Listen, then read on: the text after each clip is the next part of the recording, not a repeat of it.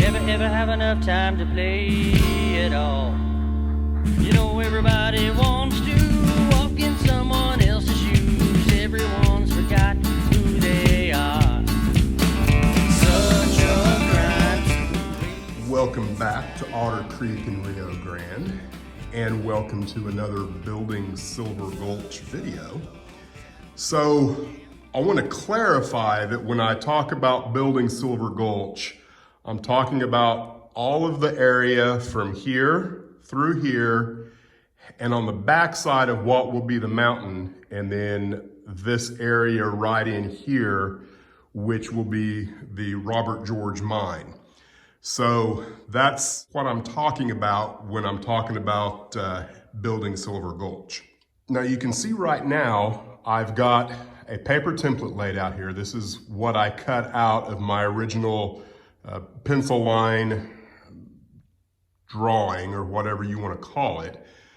And I'm just trying to get a visual of what I want to do. And so I'm pretty sure what's going to happen next is I'm going to cut out 1/4 inch masonite from here and then all the way through probably here. I think I will leave this masonite as well down here to somewhere on this end. And then I'm going to lay that across the top and just kind of figure out that first base layer, and then make a decision on whether or not I want to cut that base layer along this line through here and see how that's going to work, because I'm not 100% sure yet. So this video will probably have a lot of me, you know, real-time thinking through how I'm going to accomplish what I'm going to accomplish. And then I will probably also do some work in here. Just kind of depends on how things go, because I don't have a strong idea of where I'm going. So here we go anyway.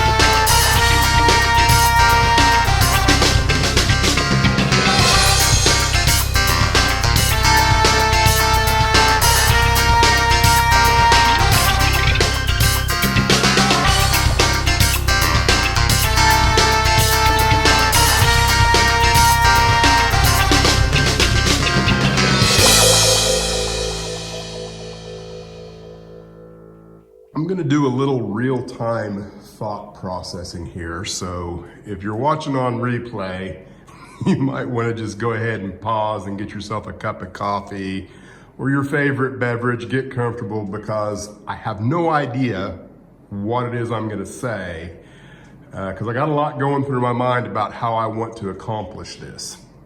I'll begin with what I really don't like, and that's that this 1/4 inch there, you know, you've got a solid line that's following the track, looks very unnatural, and no matter what I do in there, you know, that's just not going to look natural. Plus, you know, water would run off of that onto the track, and I'm not liking the way that looks. Now I do like that the 1/8 inch, that's working out pretty good. Now I don't like this shape here. I think what I need to do is go ahead and cut the rest of that out, and I think that's gonna work. So, you know, my plan is on the 1/8 inch is to sink like maybe a bamboo skewer through it into the plywood, not all the way through, but just enough to kind of center it where I want it once I'm 100% sure that it's gonna be where I want it to be. And then I can pop it off and on as needed until I'm ready to make it permanent with the scenery. So I think I definitely need to do that, cut out this extra bit here. And I think what I want to do here is get rid of the cork. Let me show you what I'm thinking. Looking at the underbelly, we've got this piece of plywood, and it is actually flush with the cork because these runners there are actually a little taller than the ones over there on the L girders. And, you know, that was just because of how I kind of did things in Silver Gulch on the bottom side. If you haven't watched those videos, you're more than welcome to go back and you can maybe understand a little more what I'm talking about.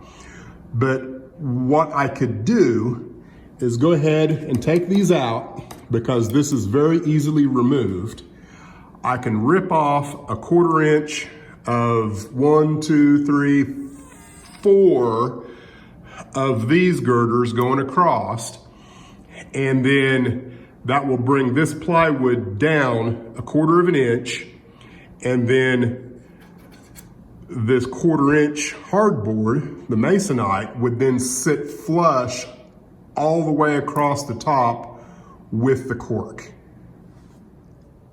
So with that chunk of plywood that's there on the backside that you can't see right now, all I would have to do is go in here and mark that, and then take a Olfa, cut me a line through there, and then, you know, it'll take a lot of effort, but it shouldn't be too bad to go ahead and remove all of the cork from this side over. You know, like right here on this end, there's really only about 6 inches to the end of the plywood underneath the cork.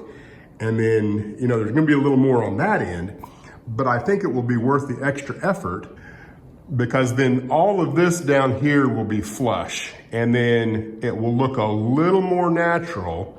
You know, ignore that and think of all of here up as a street that is gradually getting higher, or maybe there will even be, you know, a steeper grade to get to Gregory Street, which runs back here and connects with Sealac Street right there.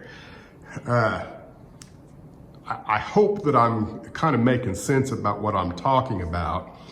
Regardless of what I'm actually gonna do next, I don't have any 1/8 inch masonite. So, you know, before I make any big moves, I think I'm gonna let this gel and maybe go ahead and build Gregory Street and just kind of see how this looks, and then go ahead and cut this right in here, just so I don't have this extra shape out here that I'm not liking at the moment.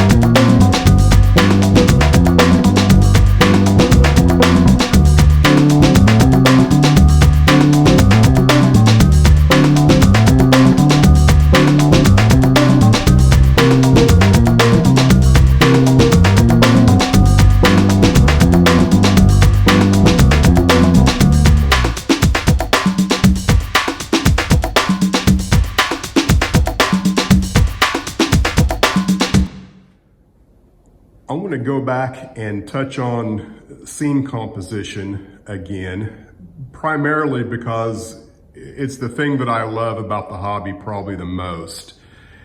Just the potential of what things will eventually look like and all your hopes and dreams that things are going to work the way you want them to. And so I also have a bunch of new subscribers since the last time I talked about anything here in Silver Gulch. So if you're a new subscriber, go check out my playlists, and you'll find one called Building Silver Gulch, and it kind of discusses everything that I've done just in this area up till now. But if you don't have time to do that, no big deal. But what I've done is I've taken this photograph, which is Black Hawk, Colorado, and I've tried to recreate what's going on here and up the street so that the perspective that we're looking at this corner of the town here is looking up this street right here.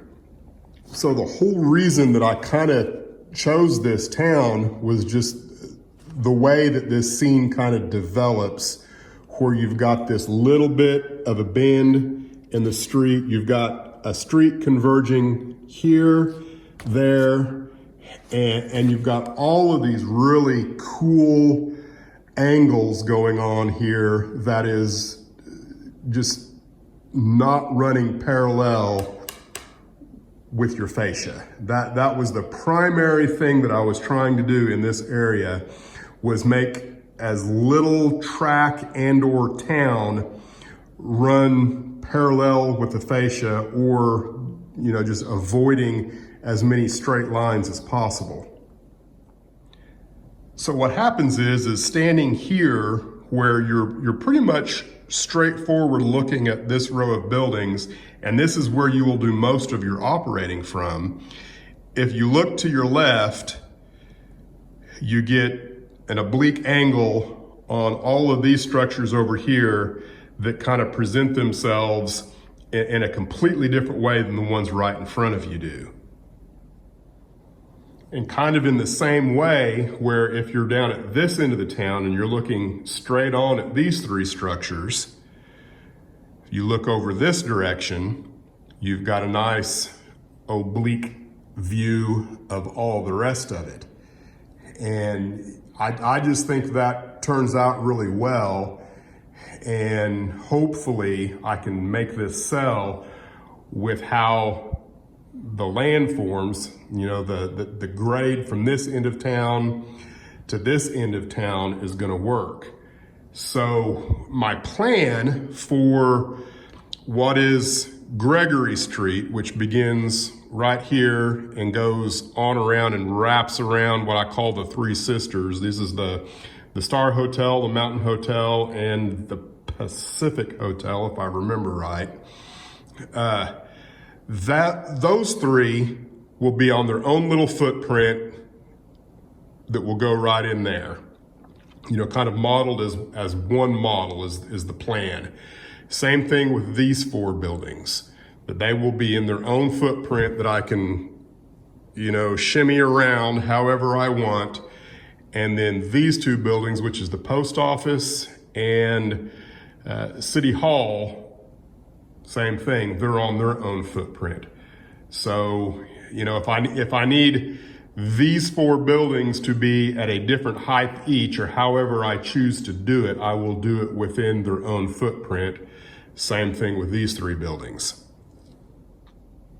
So what I think is going to happen is, once I get this flush with the cork, I will cut a line in that runs, the length of this area, and then figure out where I also need to cut on the outside of Railroad Camp here and extend that line that way. And then that street, Gregory Street, wraps around. I think that becomes Church Street.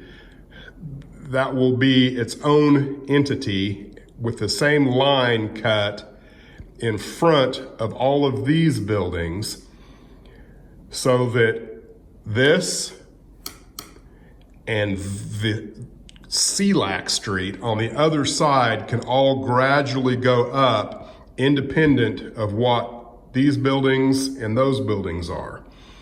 And I don't know if I'm making sense, but eventually I will get around to doing it and you'll see.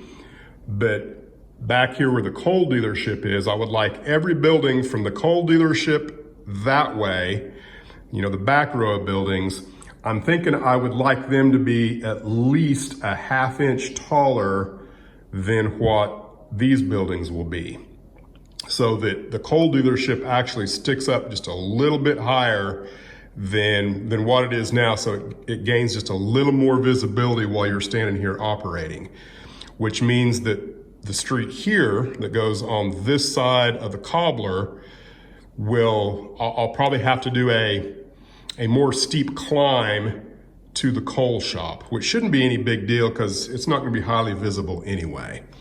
So that's where I'm at, and I just need the right materials to begin doing this. I think I want to do all of this with the 1/8 inch masonite, which I don't have because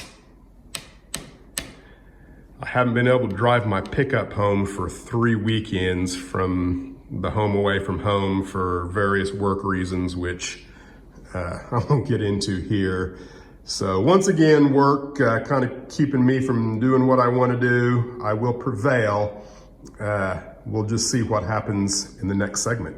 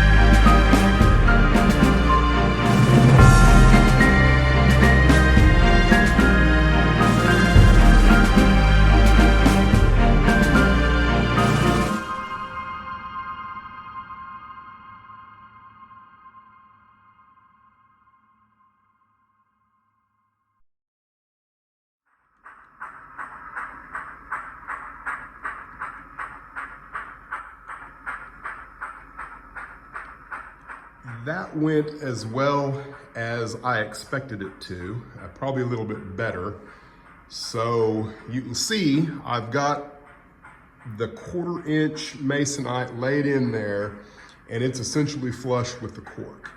And I want to talk just a little bit about what would be the east end of the layout, and that's these two industries down here, which are Railroad Camp and the Brass Foundry. These two different industries are Sierra West model kits. Unlike what is going to be Gregory Street, Black Hawk Street, and Sealac Street, you know, those three streets, all the buildings in there, you know, all of that is supposed to be one kind of composite scene that you take in all at once. I'm not looking for a lot of individual detail on any of those buildings. I just want just enough detail. You know what you're looking at, and it's all about the angles and creating a backdrop for the track. Now, here is a little different. All of this and this will be a signature scene. And so I haven't really talked about my thoughts on this yet, so I think now would be a good time. You can see I've put in a vehicle here.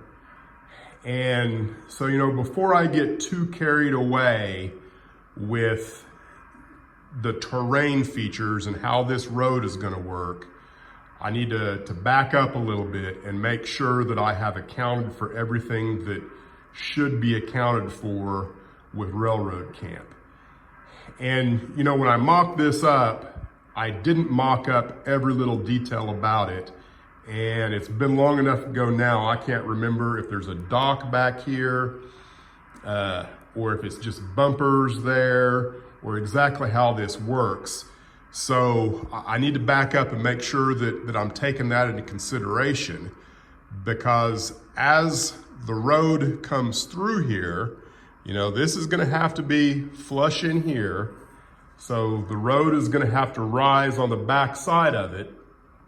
And you know, what I'm thinking is, rather than this be two separate industries, I'm leaning heavily towards it being one big industry that, you know, is owned by one person. Now, looking at the back of the Brass Foundry, you can see that there's a lot of detail back here that I don't want to lose, because I just think that I want to be able to view this industry from both sides, which is definitely going to affect how the train through here interacts with that and the height that it can be. So that's a consideration. And what I'm leaning towards right now is, you know, how does a vehicle or a wagon get back here? And I think there's probably three options. One is that right here is that there's room to come through here into this area. And then the other idea is that as the road comes up here, a steep downward road comes into this courtyard area here. I could do either or both.